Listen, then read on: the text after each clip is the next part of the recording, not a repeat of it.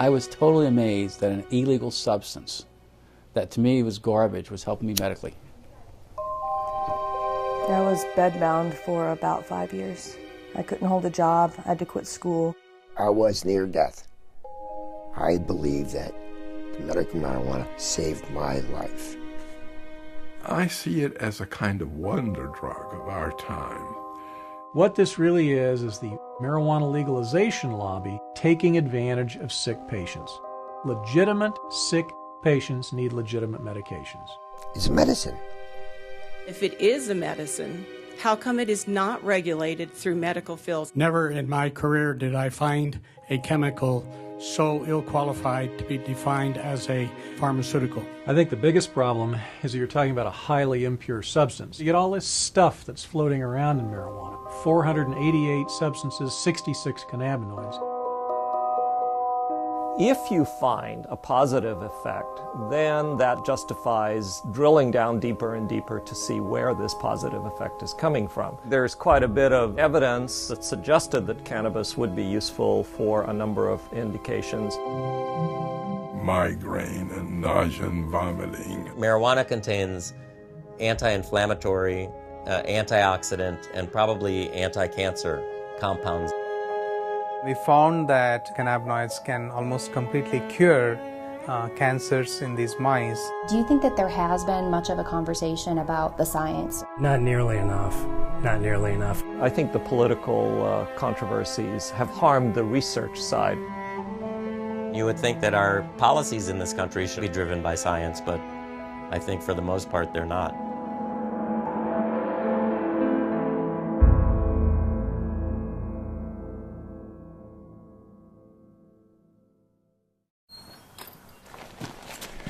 I'm not one for just sitting around. I got to be out, and it's outdoor stuff. I'm not much for going to a gym to work out. My physical exercise, I have to be outdoors doing it. For Point Hatfield, the mountains and rivers of Montana have always been a certain kind of therapy. Running and river guiding in the summer and teaching backcountry skiing in the winter have helped him through life's many difficulties.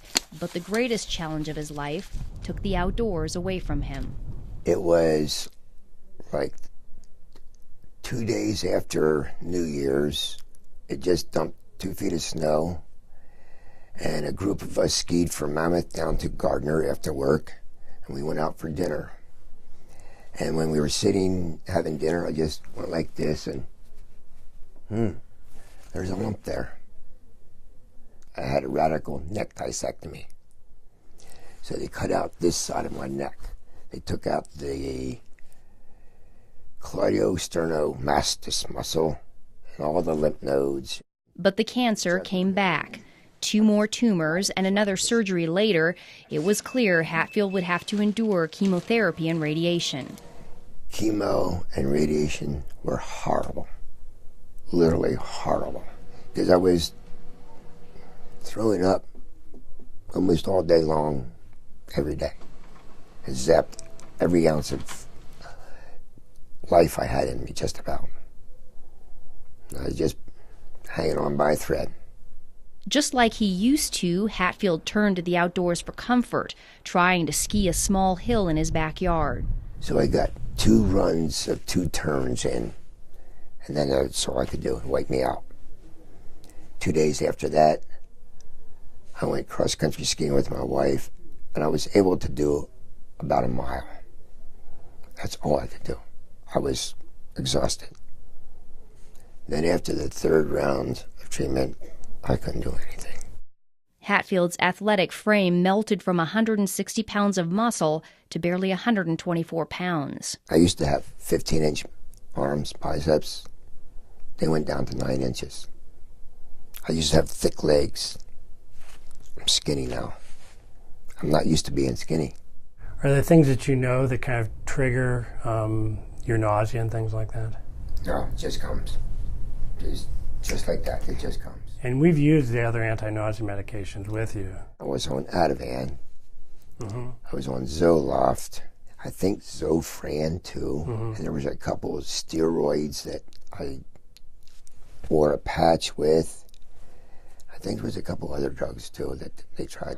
Dr. Jack Hensold is Hatfield's oncologist. He says these are common anti-nausea medications that work for most patients. We have very good anti-nausea medications now, and you know, I make a little bit of an advertisement for that right now. People don't get sick on chemotherapy as they used to because the standard anti-nausea medications are so good. But Point Hatfield wasn't one of those patients.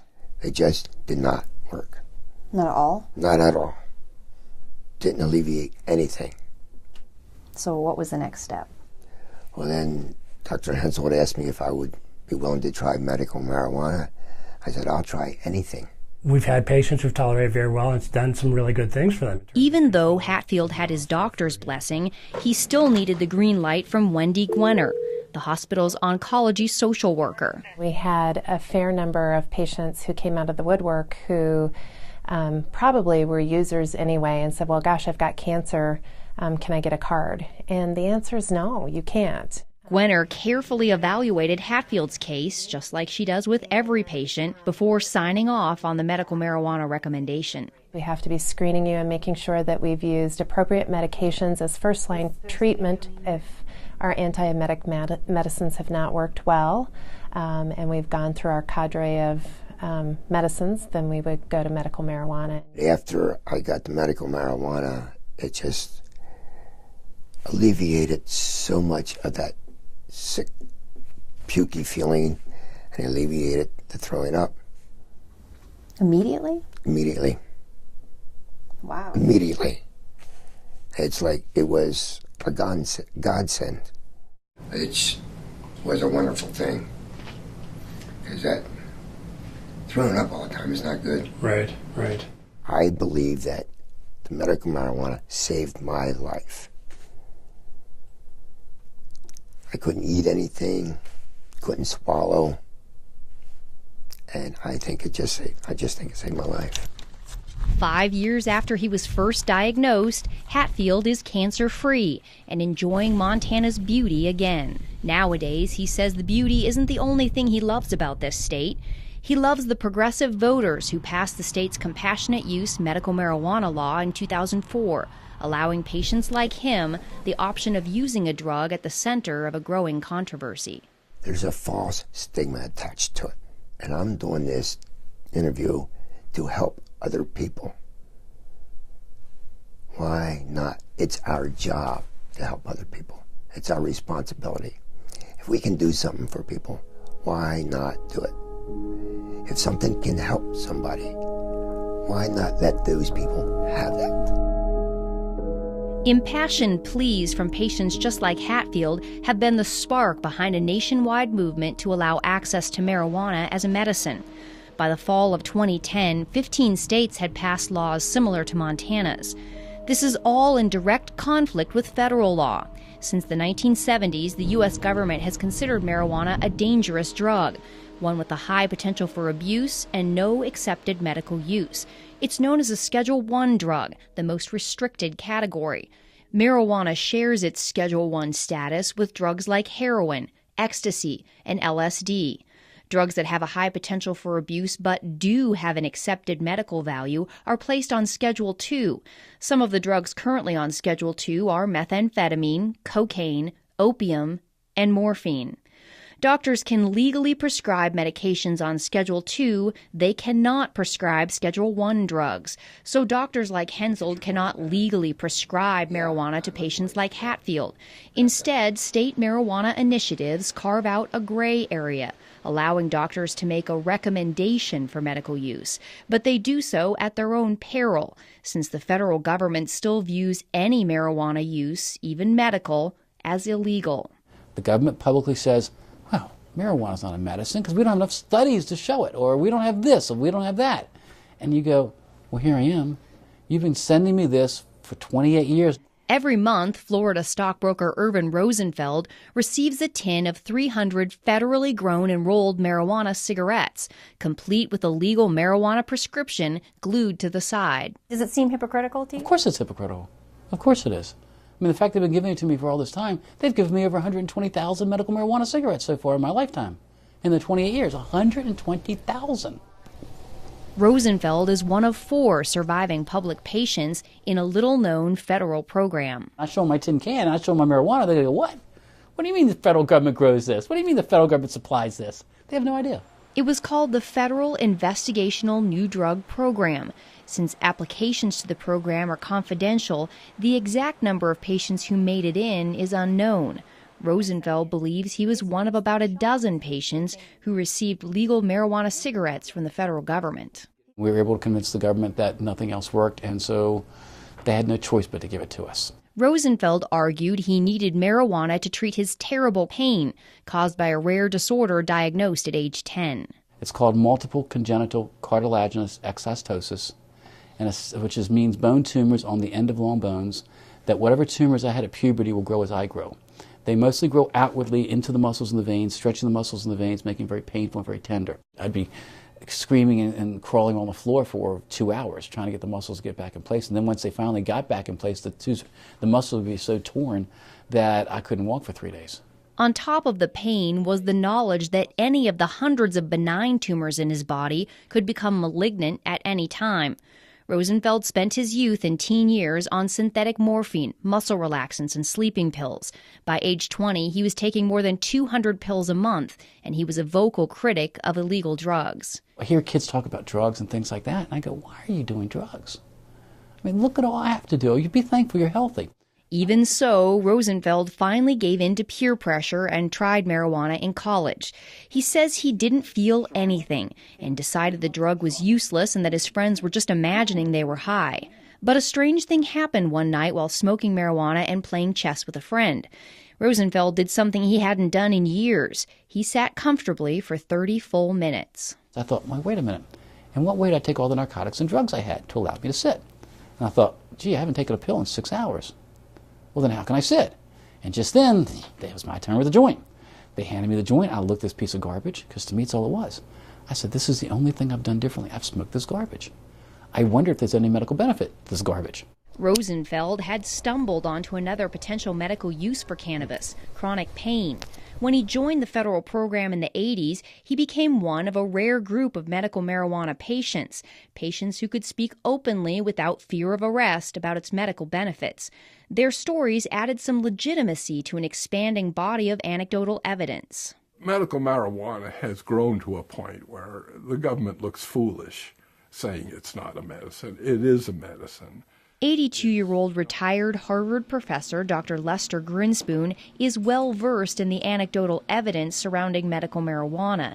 He's told Urban Rosenfeld's story along with many other patient stories in his book Marijuana, the Forbidden Medicine. His opinion of cannabis has come a long way since he first began investigating it as a young assistant professor of psychiatry at Harvard in the late 60s. Back then, he certainly did not see it as a medicine. I could only see from my ivory tower that lots of people were using marijuana. I had a concern that marijuana was a I believed it, a terribly dangerous drug. And why wouldn't he? The 1930s-era film Reefer Madness was a dramatic manifestation of government and media claims about the dangers of marijuana. The film portrays marijuana smokers as delirious, insane, even homicidal. Dr. Grinspoon was gravely concerned, and he wanted to give young students the proof that marijuana was hurting them. I went into the library and started to look at this. I wanted to provide a scientific and medical basis for the prohibition. What was the government standing on and saying that this was a dangerous drug? Psychotic reactions can happen. Marijuana is now known to initiate depressive episodes, delusional episodes, manic episodes, and even psychotic episodes. Dr. Eric Voth is an internal medicine physician and an addiction and pain specialist in Topeka, Kansas. He's also the chairman of the Institute on Global Drug Policy and has advised former presidents Reagan, Bush Sr., Bush Jr., and Clinton on drug policy. A critic of medical marijuana, he says one of his biggest concerns is the risk of mental illness, especially schizophrenia. There are clearly patients where it kind of uncaps the psychosis. Schizophrenia is a form of a psychotic illness, and uncapping it in people who didn't know they had it.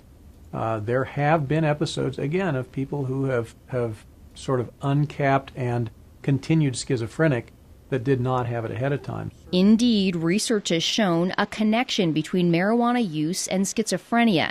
There is also great concern over marijuana use in teens and young adults because their brains are still developing. But it's still unclear whether marijuana causes mental illness or someone with a mental illness is more likely to use marijuana. As a psychiatrist, Dr. Grinspoon's expertise was in schizophrenia, and he strongly disagrees with critics who say marijuana may trigger the disease. I think that is absurd.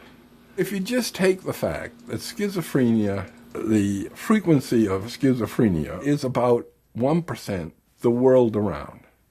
Now, you would expect with a drug that's used as often as it is, you would expect that there'd be a little bleep in this. It doesn't change a bit. It hasn't changed.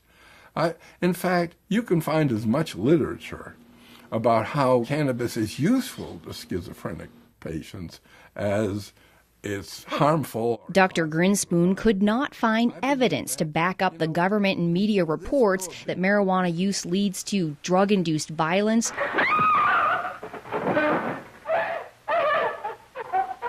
and incurable insanity. He is hopelessly and incurably insane, a condition caused by the drug marijuana to which he was addicted. This substance, the most harmful thing about it was not any inherent psychopharmacological property of the drug, but rather the way we as a society were treating the people who use this drug. It's been a medicine for about 3,000 years now.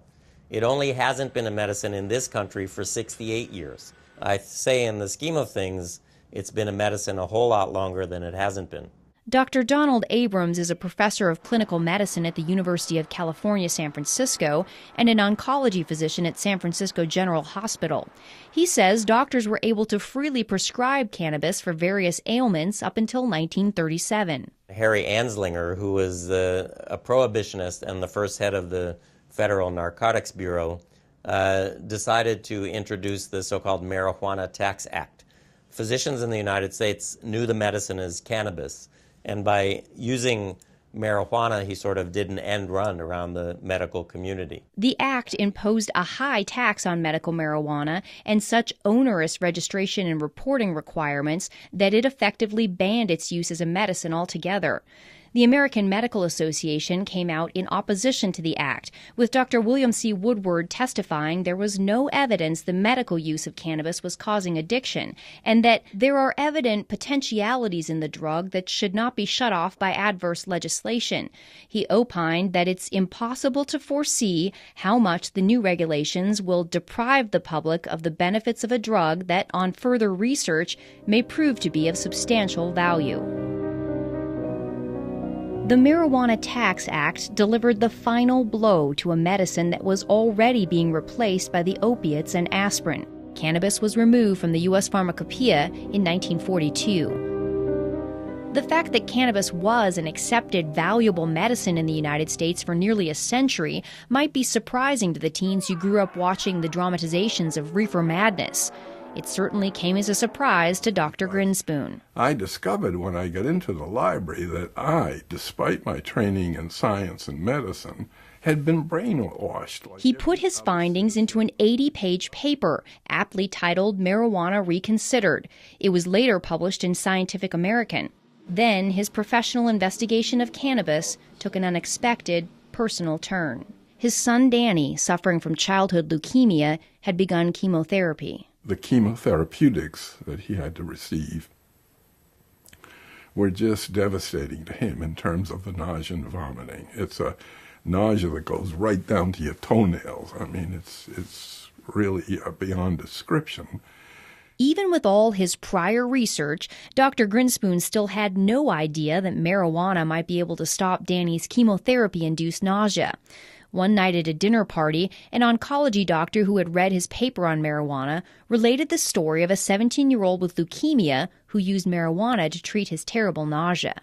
On the way home from there in the car, my wife, Betsy, asked me, don't you think we ought to get a little bit of marijuana for Danny the next time he gets? And I said, I'm almost ashamed to say this. I said, no, that would be breaking the law, and I don't want to offend the physicians, who are taking care of him. So I was against it. She's a rather plucky woman, and next time he came in for his chemotherapy, she went up to the Wellesley High School parking lot, and they found his friend Mark, and asked him if Mrs. Grinspoon, wanted a little bit of marijuana. When Dr. Grinspoon showed up for Danny's chemo treatment, he was surprised to find his wife and Danny so relaxed. They were joking, and he was smiling, and no problem. He got on the gurney, had the injection, and whereas before, with this particular chemo, he became nauseous, felt awful right away, and the race to get home before he started to vomit, and then in a bed with a bucket at his side there until it was just dry heaves. That day, he got off the gurney. He said, "Hey, Mom, there's a sub sandwich on Brookline Avenue, I noticed. Could we get a sub on the way home?" When he discovered Danny had smoked marijuana, Dr. Grinspoon was not angry. He was relieved. And I called the doctor, the attending who was taking care of him, and I said, I'm not going to stand in his way doing this again. He said, don't. And don't have him do it in the parking lot. I want to see this myself. And so it went. He never had any difficulty with nausea and vomiting. With the further treatments for as long as he lived, he was free of that anxiety. And I can tell you, it was not only a relief for him, it was a relief for his parents and his siblings. It was a godsend. Not surprisingly, Dr. Grinspoon has become an ardent supporter of legalizing marijuana for medical use. People who suffer from these symptoms and syndromes, depending on just how serious they are, that's always accompanied by anxiety. And to take and artificially impose another level of anxiety, the anxiety involved in doing something which is illegal, for which you can be punished, is cruel. By the 1980s, scientific interest in cannabis had begun to catch up with the personal experiences. According to a 1982 United States Institute of Medicine report, Marijuana and Health, the preliminary research coupled with anecdotal evidence warranted a closer look at medicinal cannabis.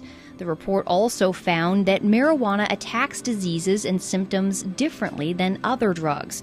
This offered the tantalizing possibility for drug companies to develop new, novel drugs out of the chemicals in the marijuana plant. The Institute of Medicine called for more research on these chemicals, known as cannabinoids.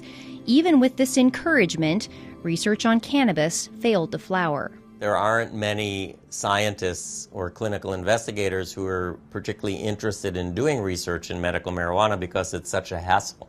Marijuana's Schedule I status means Dr. Abrams has to get approval from more than a half dozen regulatory bodies before he can start a cannabis medical trial. There are so many roadblocks that you have to go through. Marijuana is an illegal substance that I think a lot of investigators and even organizations just don't want to get involved in something that is so controversial. Dr. Igor Grant is a professor of psychiatry and the director of the California-based Center for Medicinal Cannabis Research.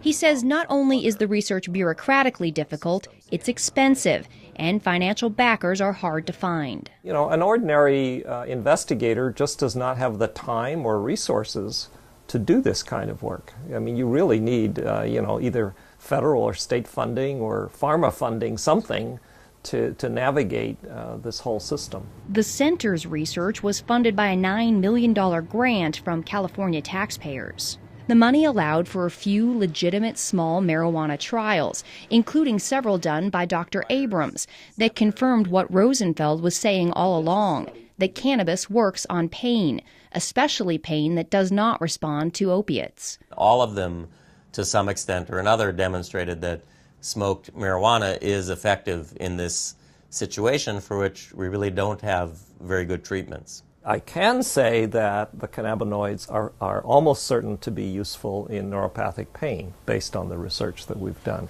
But even when researchers get significant results like this, Dr. Abrams says cannabis research can still be an academic dead end. When I submit it for publication, I have found what I perceive to be a publication bias, that people are not particularly interested in publishing data suggesting that marijuana might have some benefits. All of those things, I think, sort of dampen anybody's enthusiasm to take on medical marijuana research. And scientists are not getting much help from pharmaceutical companies either. No pharmaceutical company is interested in supporting, marijuana research. Because it's a naturally occurring substance out in the world, so you can't patent it per se.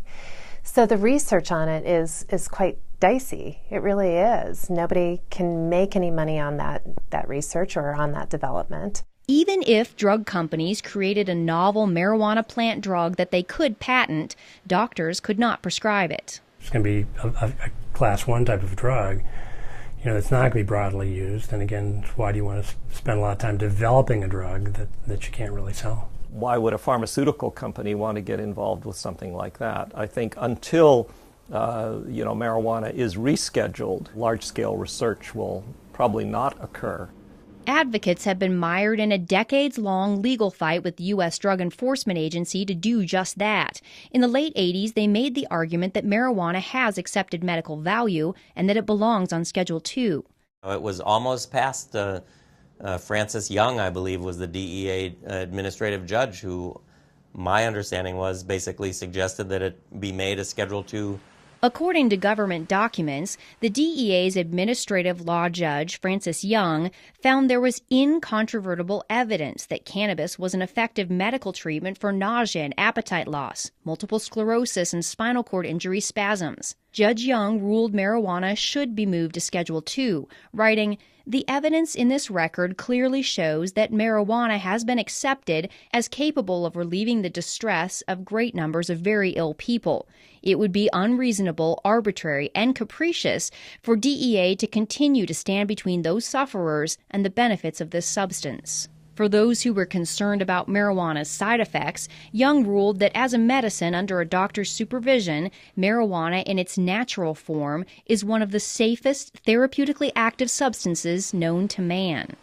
The DEA and other federal agencies disagreed. They overruled Judge Young's decision and kept marijuana on Schedule I. But the ruling did add to growing pressure on the U.S. government to go beyond its own compassionate use program and make marijuana legally available as a medicine. The answer? Provide a pill that can do what the plant does. For years, the government had been sponsoring and funding research to put the active ingredient in marijuana, THC, into a capsule form. Known as dronabinol or Marinol, the drug is a synthetic version of THC created in the laboratory. Since it did not come directly from the plant, the DEA placed it on Schedule II.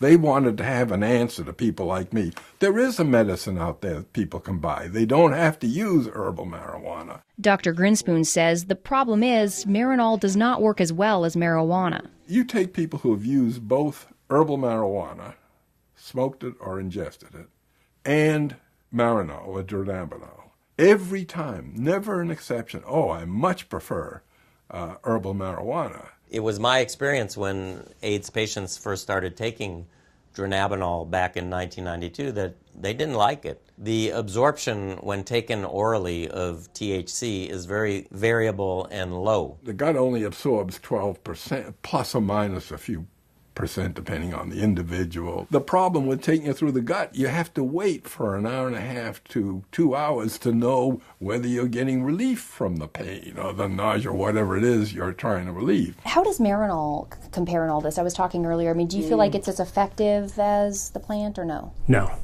I do not believe Marinol is as effective as marijuana or THC.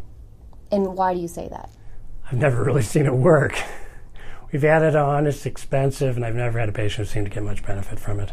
We really haven't had very much success with patients with Marinol for any side effect management. So There's something that is lost in with the THC in that processing. Dr. Abrams says what's lost in the processing are all the other cannabinoids in the plant, some of which are known to mitigate the high associated with THC, making the patient feel more relaxed instead of anxious. There are 400 other compounds in the plant, including 70 other sort of lookalikes to delta-9 THC, and those are all there for a reason. They provide balance, if you will, the yin and the yang. And, you know, my opinion that you lose that balance when you remove the single most psychoactive component from the plant and use that as a pharmaceutical. I've used Marinol on some patients selectively. I've not had any problem with Marinol. Dr. Voth says while he's not overly impressed with Marinol, he would rather have patients take a pill. He says telling a patient to smoke an illegal plant is substandard medicine. I treat a lot of sick patients with all sorts of different pain and neuropathic disorders and cancer, etc. And I cannot think of one circumstance in 27 years of active practice that I've had to say, well, it's time for you to smoke dope. I just haven't.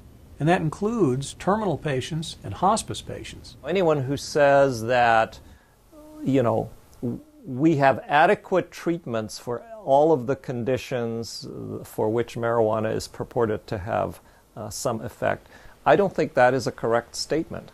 I think the fact is that we have a lot of difficult to treat conditions, and there may be a niche or a place for the cannabinoids with some of those conditions. Oncology social worker Wendy Gwenner agrees. She's personally seen patients who don't get adequate relief from the anti-nausea drugs. And when it comes to getting patients to eat, it is far and away the best medication that we have for chronic wasting and for increasing appetite in cancer patients. There's probably nothing that works as well for appetite stimulation that we have as marijuana. But Dr. Hensoldt says cannabis does have one side effect that certain patients don't like, namely the high. Most of the side effects I worry about with patients are really the euphoria and the altered sense of consciousness that people get, and whether they'll tolerate that or not. Generally, you'd consider a high as an adverse effect. So that adverse side effect for people who don't want to be high is really a problem. For other patients, though, the high could be part of the therapeutic effect. A 1999 U.S. Institute of Medicine report on marijuana found the drug's anti-anxiety and sedative effects could be a benefit. I can't convince myself that the psychoactive part doesn't play a part. If they feel good, that's terrific. But does feeling good lead to addiction? Absolutely. Marijuana is habituating, addictive, whatever you want to call it. Dr. Voth says marijuana has about the same addictive potential as alcohol. The 1999 government report found marijuana was slightly less addictive than alcohol, with 9% of all users experiencing addiction. And marijuana does not have the extreme physical withdrawal symptoms that alcohol and other drugs do. Potential for withdrawal is really minimal because the cannabinoids are stored in fat, so that if you stop using marijuana abruptly, it still leaches out from fat over a number of days, so you don't get a precipitous withdrawal. Regardless of the mild withdrawal symptoms, Dr. Voth believes marijuana's side effects and its addictive potential are just a few of the factors that make it unattractive for drug companies to research. I think it's very unlikely that marijuana will ever make it through the FDA. It's the fact that you're smoking dope, that you're smoking a plant. You're smoking something with 488 substances in it. So there's the rub. Schedule 1 is a side issue. It may chill things a little, but it's really that you're looking at smoking dope as a medication. Dr. Voth is not the only one concerned about smoking. The 1999 Institute of Medicine report says smoked marijuana is a crude THC delivery system that also delivers harmful substances. There's a lot of things that have hit the literature that have talked about head and neck tumors, for instance, oral tumors, lung cancers even. The Institute of Medicine found that marijuana smoke can deposit up to 4 times the amount of tar in the lungs of a cannabis smoker as a tobacco smoker. Studies have also shown that marijuana smoke contains higher concentrations of the same carcinogens found in cigarette smoke. While scientists are concerned these factors may lead to lung cancer, they still have not found definitive proof, and patient Point Hatfield says smoking is worth the risk. The thing about smoking the marijuana is it's immediate. You don't wait 20 minutes or half an hour or whatever. It's immediate. And for me, immediate relief was a blessing. When you smoke cannabis, by the way, the peak concentration in the bloodstream occurs in 2.5 minutes. When it goes through your lungs, it goes into the right side of the heart, into the left side of the heart, and then right up to the brain. Most people prefer the inhalation method because they can better titrate when the effect comes on, how long it lasts. Dr. Grant says until someone comes up with a fast-acting inhaler, smoking may be their best option. I'm not sort of in the camp of people who say, well, I grant you marijuana may work, but it's absolutely unacceptable because it's smoked. I don't think that's right. Do you worry about patients smoking?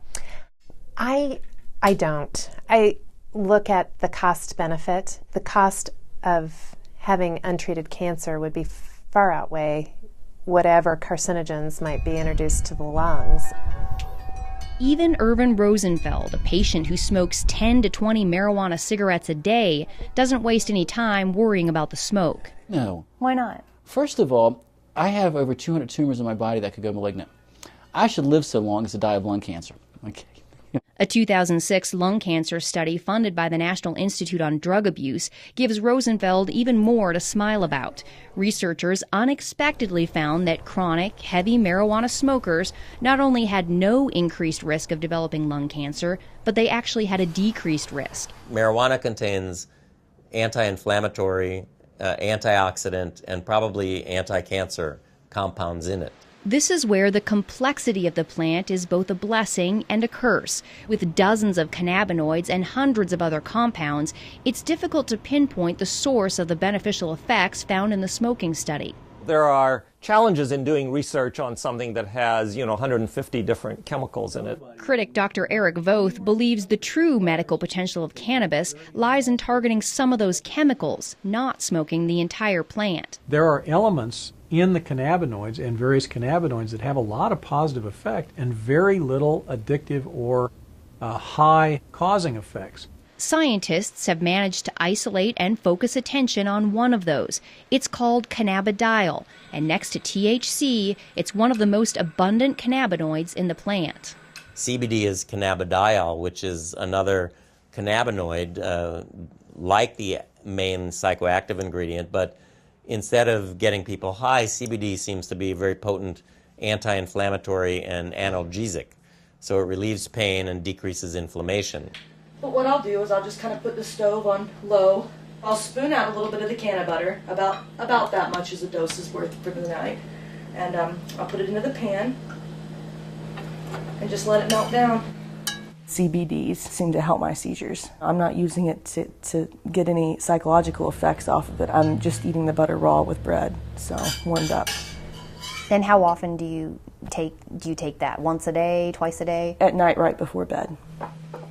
I used to be on approximately 14 different prescriptions, and I would still have up to 12 seizures a day. I used to have to take 2 handfuls of pills, no more. While this 27-year-old epilepsy patient is relieved to be taking medical marijuana, she's considerably more anxious about showing her face and has requested we conceal her identity. Why do you not want to show your face? I am not comfortable showing my face because of all the discrimination that has already happened. She says both she and her husband have lost jobs when she spoke openly about her use of marijuana as a medicine. But the fact of the matter is, somebody has to speak up or nobody will hear these stories. She chose to tell us her story in her artist's studio. Here, she creates much happier works than she did even a few years ago, when her self-portraits plainly showed the toll epilepsy had taken since she was diagnosed at 15. I've taken pretty much every anti-epileptic on the market, and some with a little bit more success than others. Some of the medicines I was on had nothing to do with epilepsy, and the doctors put me on them to help me sleep, or to help with my anxiety issues. The seizures were so bad I needed to be sedated heavily to sleep. The depression gets worse the more you're sedated. Despite the constant seizures and depression, she graduated high school and was accepted into a private women's college to study psychology and fine arts. The seizures were so intense by my early 20s that I couldn't stay in class. And as the stress of exams would come closer, that would trigger seizures. She had to withdraw from college just a handful of credits short of graduation. The seizures were so bad and the medication so debilitating that getting a job wasn't even an option. She was bedbound for years while the epilepsy ruled her life. My husband would have to call me, 25 times a day from work just to make sure I was still breathing okay. I could not shower by myself because if I slipped and fell, it only takes a half inch to drown. So we were living on pins and needles with me having that many. That's when she decided to move to a state with a medical marijuana program. She had read stories about its potential to treat epilepsy, and she wanted legal access to it. How did that impact your seizures? They started slowing down. I had to build it up in my system, and it wasn't until I started ingesting it that they really stopped completely. The potential of the CBDs in marijuana to mitigate epileptic seizures is not new. Scientists who put together the 1982 U.S. Institute of Medicine report found substantial evidence from animal studies to indicate that cannabinoids are effective in blocking seizures and that there is strong support for further investigation into the utility of CBD in human epilepsy. The subsequent 1999 Institute of Medicine report was less enthusiastic, saying the solid scientific evidence still isn't there yet, and it was unlikely to be a fruitful area for drug research. I'm not waiting for the FDA approval to come through. I know how it affects my body, and that's one thing that I've learned through taking prescription drugs all these years. I have to know how this stuff is going to affect me, not what somebody else says it does for them. Not only has it completely stopped her seizures, but she says something in the plant works for her anxiety, depression, and insomnia too. So she sees the scientifically undesirable cornucopia of substances in the plant as a benefit, not a detriment. The fact is it works. It works better than anything I've ever tried, any pill I've ever taken. The cannabinoids have multiple actions. It's not just on pain or, in her case, maybe anti-epileptic action, but for many people, they have a sedative and anti-anxiety effect and so forth. I'm a cancer doctor, and I often suggest to my patients that they consider marijuana for their loss of appetite, nausea, pain, depression, and insomnia. It's one medicine they could use instead of 5. Critics of medical marijuana are highly skeptical of claims it can treat just about everything. How is it possible that one plant has the potential to treat so many different ailments? Intriguing answers started appearing in the early 90s when researchers pinpointed receptors in the brain and the body that bind with the cannabinoids. Receptors can be described as locks on the surface of a cell, and when the correct key binds with the correct lock or receptor, it opens the door and delivers messages. Sometimes the message is that the body is feeling pain. Other times the message may be that there's an invader and the immune system must attack. Scientists located 2 receptors, cannabinoid receptors, one called the CB1 receptor, mainly in the brain, and the other is the CB2 receptor, which is mainly in cells of the immune system. The CB1 receptors are extremely abundant in the brain, but they're also found all over the body in the major organs, the heart, the liver, kidneys, and pancreas. After finding all these locks that accepted the cannabis key, researchers made the next big discovery. The human body makes its own cannabinoids, called endocannabinoids. We have this whole elaborate system where we have these receptors in our brain and in our immune system, and these circulating chemicals that we produce ourselves that really are very, very similar to the chemicals in the marijuana plant. The only difference is that the endocannabinoids that we produce are in such small quantities, and they're also rapidly degraded, so that therefore we are not high all the time, or we don't have that feeling of euphoria all the time. Dr. Prakash Nayagarkati is a professor of pathology and microbiology at the University of South Carolina. For the last decade, he's been doing research on what's become known as the human endocannabinoid system. The precise functions of the endocannabinoid system is it's still being understood, actually. The discovery of the system, however, is already revealing clues that have bolstered the personal stories of relief. The areas of the brain that control nausea and vomiting, chronic pain, and epileptic seizures all have cannabinoid receptors. What do these things do? Well, in the brain and the nervous system, the cannabinoid system seems to exert kind of a dampening effect. It's kind of an internal, I like to think of it as a neurological shock absorber. And when they looked in other animals, they found these receptors were present in basically all animal species. So why do dogs and monkeys, for example, need to have cannabinoid receptors? They must be playing a very critical role in trying to maintain some of the physiological functions. The whole development of the fact that there are cannabinoid receptors in endocannabinoids has really given drug companies and pharmaceutical investigators a lot of opportunity to try to manipulate the body's own cannabinoid system. That's because now they can create synthetic drugs that target the receptors instead of taking chemicals from the plant. By avoiding the plant, they get around the controversies and complications of its Schedule I status. A search of the U.S. patent database reveals numerous large pharmaceutical companies have filed recent patents claiming their cannabinoid receptor drug has the potential to treat almost everything: multiple sclerosis, Alzheimer's, Parkinson's, rheumatoid arthritis, Tourette's, epilepsy, heart disease, obesity, various mental illnesses, and the holy grail of medicine, a cancer cure. We feel that these cannabinoids give us an opportunity to study their functions, and see how we can exploit them, how we can manipulate these cannabinoids and their receptors to find cures for a large number of diseases currently in which there is particularly no cure. As an immunologist, Dr. Nayager Kadi and his researchers at the University of South Carolina are exploring the impact cannabinoids and the CB2 receptors have on the human immune system. Both U.S. reports on marijuana found the cannabinoids do suppress the immune system, and previously this was seen as a concern. But Dr. Nayager Kadi believes tamping down the immune system could be a good thing. There are about 80 different autoimmune diseases, and basically autoimmune diseases are triggered by your immune system going haywire, getting hyperactivated and destroying certain cells and certain tissues. In multiple sclerosis, for example, the immune system suddenly begins attacking the brain and the spinal cord. Rheumatoid arthritis and lupus are similar diseases caused by the chronic inflammation associated with an immune system gone amok.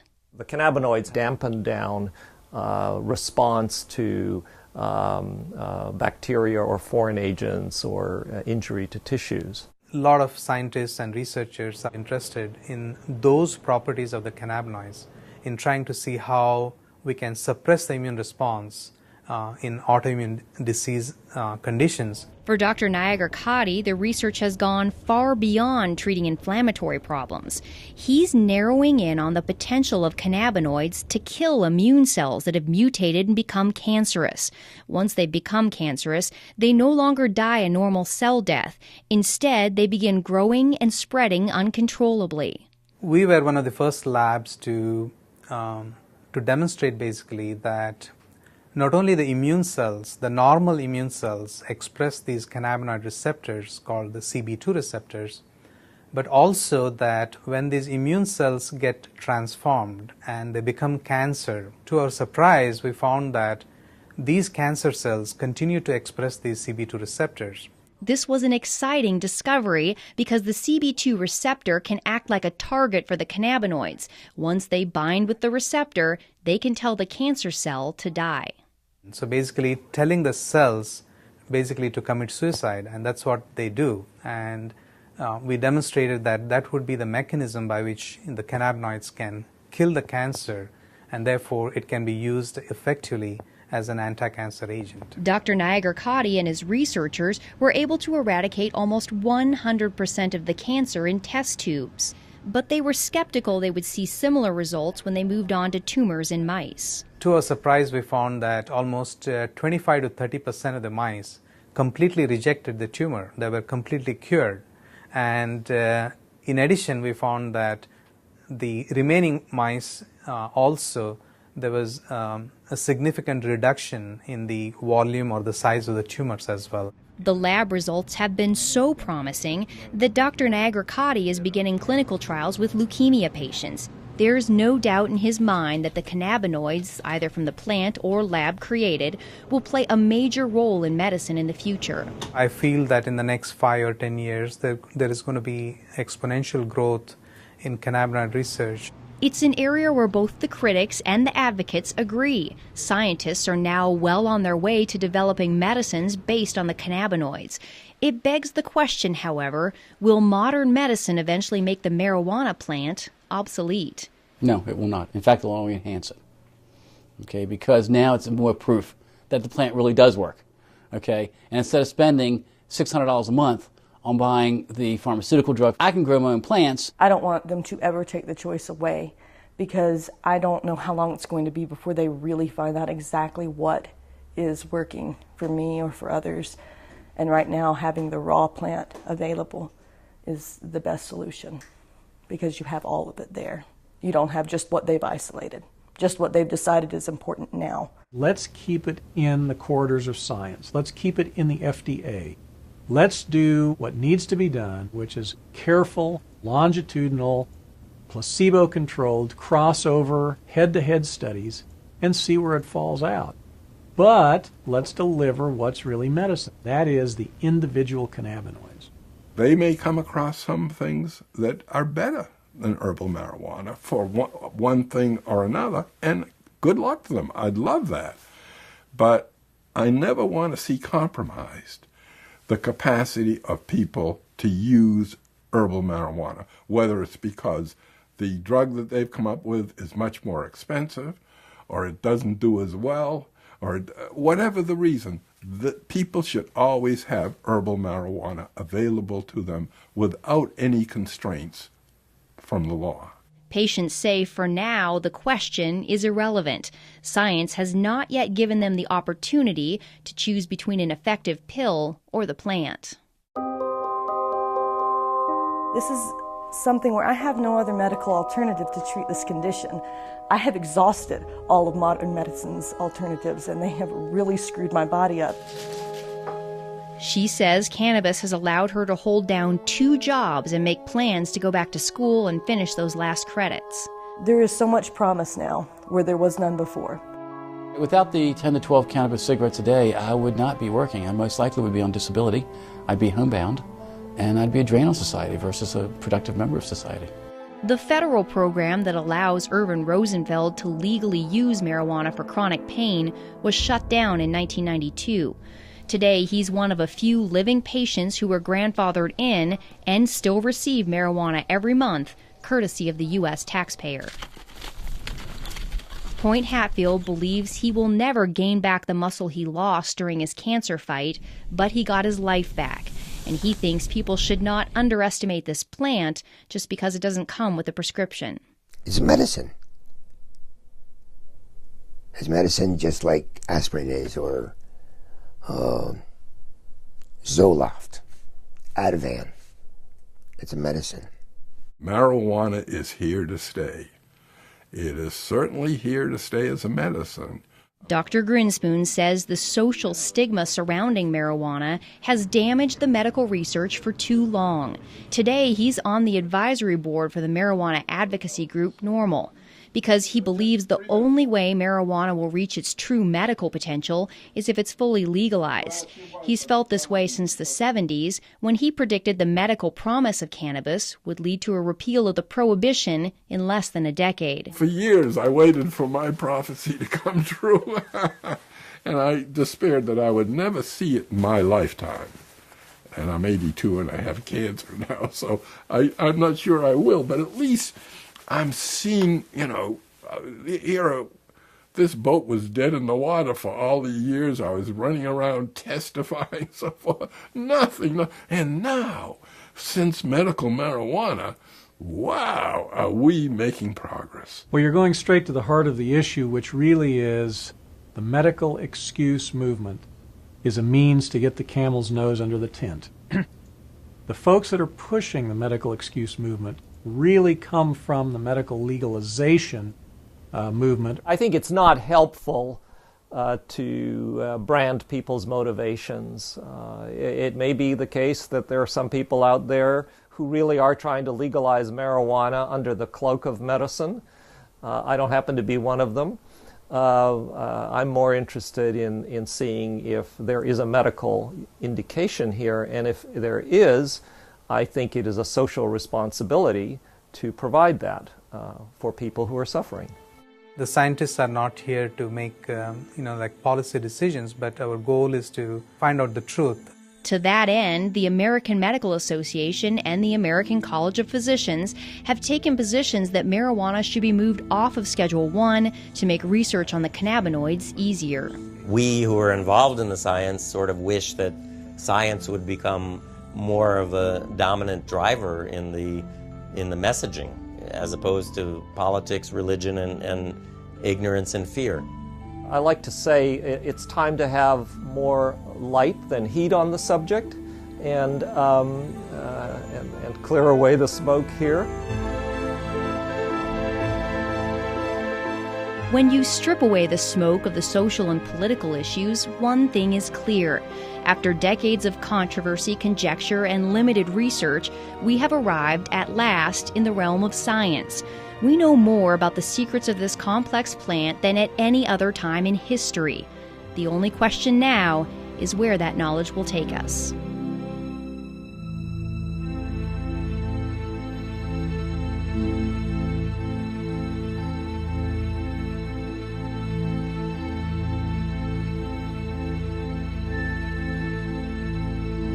Support for this program was made possible by the Friends of Montana PBS and the University of Montana.